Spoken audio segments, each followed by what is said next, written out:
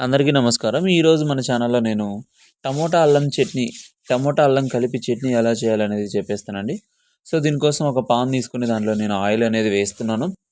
So, oil వేసుకొని పోపుకి మనం ఎలా అయితే చేస్తామో దానికి రిలేటెడ్‌గా అంటే ఆయిల్ వేడైన తర్వాత దాంట్లో కొంచెం జీలకర్ర, ఆవాలు,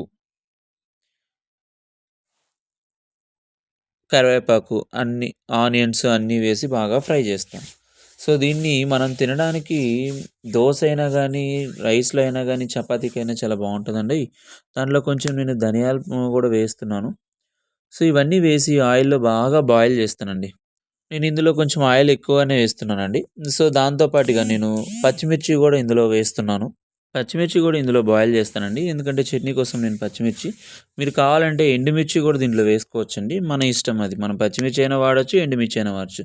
ఇవన్నీ నేను ఆయిల్‌లో బాగా బాయిల్ అయ్యేటట్టు చేస్తున్నానండి.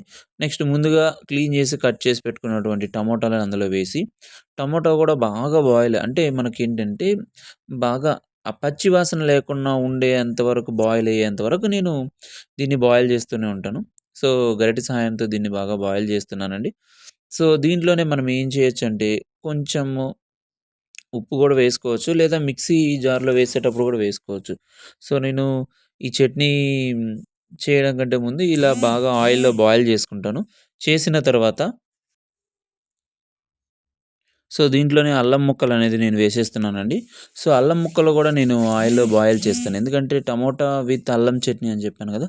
సో, కొంతసేపు దీని మీద మూత పెట్టేసి బాయిల్ చేసేస్తున్నా. తర్వాత దాంట్లో కొంచెం సాల్ట్ అనేది వేస్తానండి.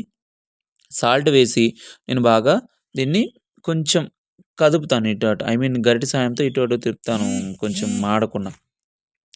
సో, దీని తర్వాత ఒక 5 మినిట్స్ పాటు ఇలా కొంచెం బాగా బాయిల్ చేసేసి సో, దీన్ని మనం ఏం చేస్తామంటే ఒక మిక్సీ జార్‌లో నేను తీసుకుంటా.